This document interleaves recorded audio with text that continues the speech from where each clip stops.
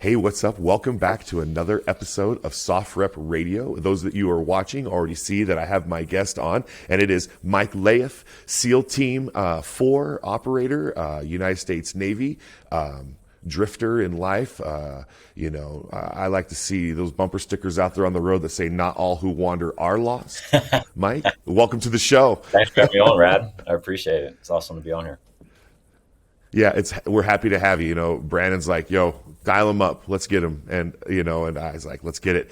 And what we're going to talk about is really what was it that drove you to join the SEALs? How old were you, and was it like a high school? Like, tell me a little bit about what took you from boom. It's kind of a funny story. So, everyone's story that gets to the SEAL teams or any special operations unit is pretty unique.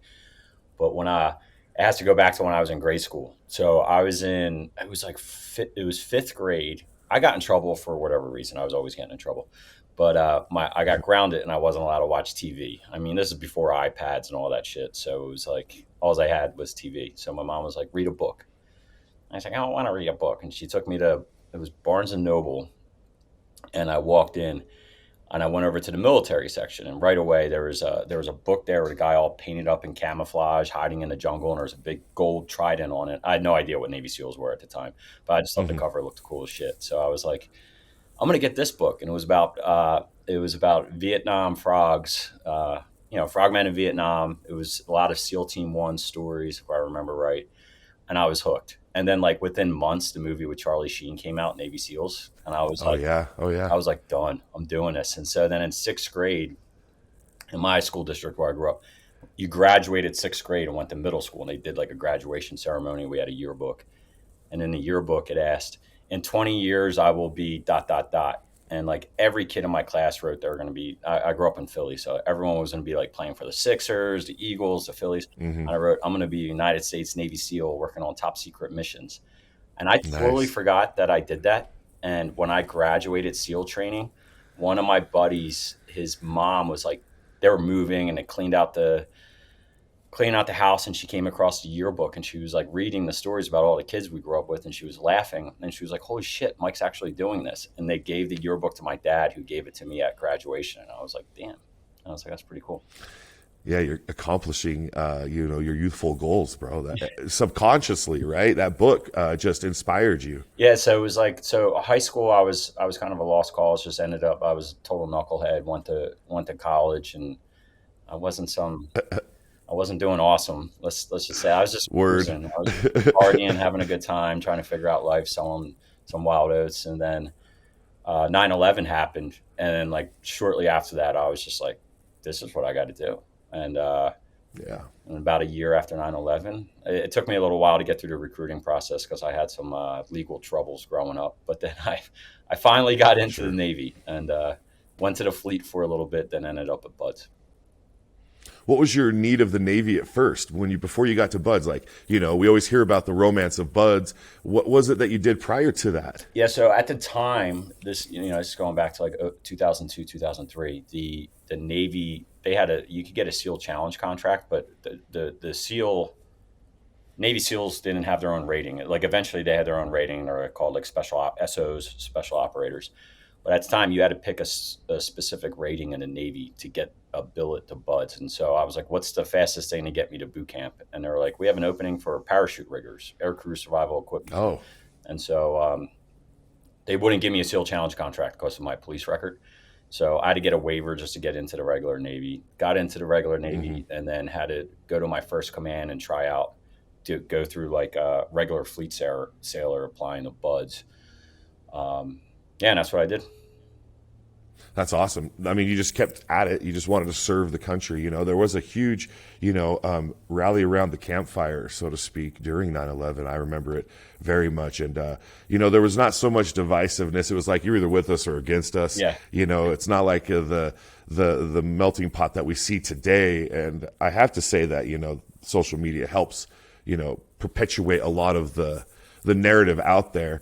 And I just would like to see, us have that same mindset, like what you wanted to do, for the heart of it all, be in place right now with kind of everyone in the world, right? Like just say, like, I don't know how to say it, man. I guess I just want peace Yeah. in a redwood tree with an AK. All right, I'll just live there. I mean, I look at like social media just perpetuates like the people that are on the fringes and they get the loudest voice because it garners like the most attention. But that's not like, I think how, 95% of America really wants to be. Like we get the 2.5% fringe on each side, which unfortunately just like dominates any kind of news and media. And so people think everything's in a shitter, but I still believe in the American people and the American dream and our red, white, and blue. So that's what's up. Okay. I'm the same. Yeah, I just 100%. And I'm glad to hear that from you. Now, you enlisted in the military, which is, did you go through your college career or did you just enlist? You said. I dropped out to enlist. Yeah. My dad was a construction worker, doing water pipe stuff. My mom was a hairdresser. They never went to college, so they were pretty excited for me to like graduate college. And Heck yeah. I was like going in my senior year, and I was like, no, I'm out. And they were like, what? And I was like, don't worry, I'll finish my degree when I'm in. And I did. I finished my degree on active duty on nights and weekends. When I graduated, I sent the certificate to my mom, make her all happy. And then that's nice. Now I enlisted. I like being an E-dog. You get the best jobs. Stayed enlisted then the whole time, even with your degree? Yeah, so I hit my 10-year mark, and it was kind of like, do I stay in for another 10 or do I get out? And at the time, I had 3 kids. I have 4 kids now, and I was like, dude, I was never home. I needed to do something different. I saw the wars winding down.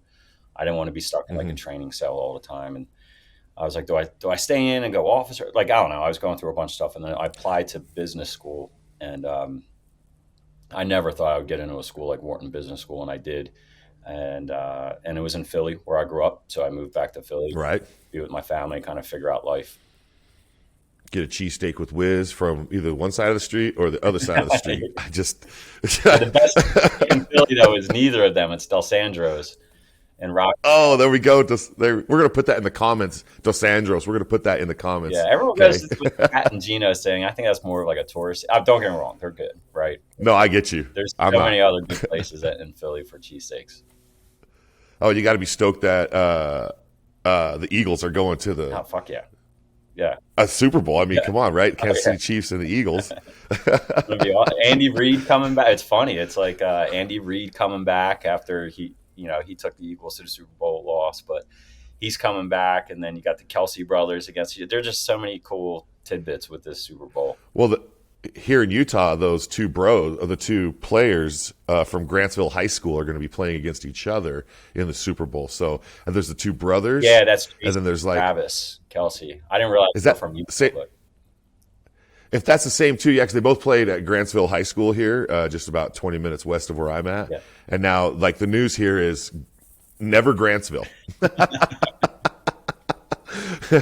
But now Grantsville is like, yeah, everybody Grantsville, so all right, so go for both of those athletes. Good luck to both teams. It's a sports, a proper sport, and let's just listen to the refs and let your coaches do the talking.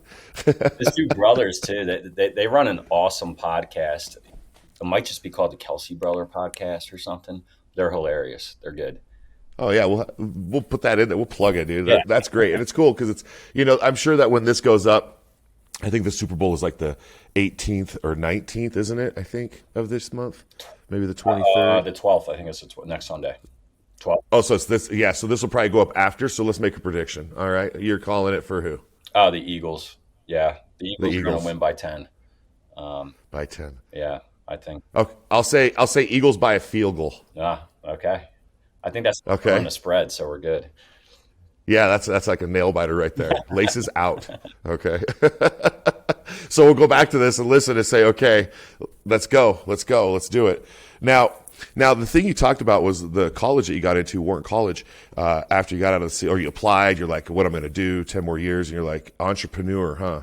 That's what's in your mind. You're just like, go after it. I always gravitated towards the entrepreneur thing. I was always doing crazy shit when I was a kid, like getting kids in the neighborhood to help me figure out how to hustle and make money with like like I made comic books when I was in elementary school, and we would sell them in school. This is like when the Marvel cards were getting real big, before Marvel is what it is today. Side landscaping businesses, shoveling snow, all that stuff. Sure. I got suspended from school because I used to buy airheads at wholesale, and then I would sling them out of my backpack at school for like, I'd get them for like a nickel a piece, and I'd sell them for 25 cents a piece. I was making like $100 a week in change, Oh, love taking it. it to the bank in like seventh and eighth Oh grade. yeah. And then I got suspended for doing it. And I was like, wait, is What? this? I'm learning more from this than any fucking bullshit math class you're giving me. I mean, you're really selling airheads, dude. That's great. I mean, I not to steal that, but my dad had vending machines in the school I went to because it was attached to the armory, and he was a Green Beret that his unit was attached to there. So there was an armory attached to the junior high, and he put a key around my neck, and he's like, anytime you see these vending machines turned off in the gym, you just turn them right on, okay? So, so I would be the kid that everybody would roll with. We go over to the vending machines, just turn them right on. My dad's Coke machine, and they'd all just get Cokes right there. Or, yeah, 100%, dude. And hustling as well. I used to sell grilled cheeses for $1 or or a whole for $2 because I didn't have a job at 13. Yeah. Who's going to hire me? Yeah. You know, so everybody's selling lemonade. And I was like, I got to do something different than Cody. So I'm going to sell grilled cheese with Velveeta, bro. And I sold them all $13. My dad's like, what are you doing? Pull up to It's like selling all your Diet Cokes from the vending machine. Yeah. He's like, oh, yeah, it's good times, bro. So like I just always had that entrepreneurial bug. And then when I got out of active duty and I was at school, I was at this fancy business school, and I was just like, I didn't even know what half the stuff was. I was looking at like the difference between investment banking, private equity, hedge funds, and I was just trying to figure it out. The problem with going entrepreneurial at that time is like I have kids that I need to support, and when you're an entrepreneur Right. and go to a startup, like you're in a hurt locker for quite some time until it starts becoming successful, if it becomes successful at all. And so I took jobs that paid for a bit, but I was doing a side, like I started off doing a real estate side hustle. I was like, started off flipping properties, and then from there I rolled in and getting like multifamily real estate investments so I could get like monthly cash Mm-hmm. flow off the rents. Mm-hmm. And then when we started ZeroEyes in 2018, I sold all of that to dump it into the company so we could get ourselves going. And then you had a course to focus on now with ZeroEyes. And if I read a little bit about like the dossier that came through on you, it was like right after the Parkland shootings, you know, and of course other shootings, I'm sure, you know, at the schools or at soft targets that we all, you know, frequent, whether it's the mall or the Walmarts, you know, it kind of impacts you like it impacts me, but you're doing something about it. Yeah. Tell me about that. Yeah. Yeah. So it was me and another co-founder. We get around and kick around business ideas all the time over like beers, coffee, whatever, even on the phone, text. And then the start of business, you have to be solving a problem for someone, right? And every time we turned on the news, I mean, nothing's changed since Columbine. It's only gotten worse. But this is going Right. back to 2017, and it was like every time you turn on the news, it was another shooting, another shooting, another shooting, and then the Parkland school shooting happened. And my daughter's school, my oldest daughter, she was in middle school at the time. Her school started doing lockdown drills, also known as active shooter drills. And she came home really upset, like, Dad, we had to do this drill. Or are they going to come and shoot our school like these other schools? And I was like, this is fucking nuts. Yeah. Like, and I knew some folks that were doing facial recognition technology, and that was always in the back of my head, and all the stuff that was happening with AI and computer vision. And I was just trying to learn more about it. And then fast forward a couple of days, I was just sitting in our school waiting for an indoor lacrosse practice to be over. And as I was sitting there, I was just looking around. There's a camera like every 20 feet in the school. And you could just do some quick math. You know, like there has to be 200, 300 cameras in this building. They have security guards. Security guard was walking around there like, and I was like, hey, who's looking at the cameras? And he laughed. He was like, no one's looking at the cameras. We only look at them after something happens. And Uh-huh. I was like, shit, why don't we use them instead of like doing facial recognition where everyone has all these privacy concerns? Why don't we just focus on detecting a gun? If someone has a gun out in the open, like particularly out of school, I think everyone wants to know. So now we could give that information of like what that person looks like, what type of weapon they're carrying, how many shooters there are, and geolocate them on a map for first responders and local staff and security so they could get people to safety as fast as possible, but also decrease the response time and stop the threat, stop the bleed, and save time, save lives. And Mm-hmm. I called up my buddies, my co-founders, and I was like, "Yo, I got this idea." And I was like, "You guys in?" We all quit our jobs and moved into a couple of them moved into my basement and lived on hammocks for a couple months. Yep. And we self-funded the business to go for like the first year, just trying to figure it out. And here we are 5 years later, and we have almost 130 employees. We're in 35 states, growing in schools, commercial places, and military installations.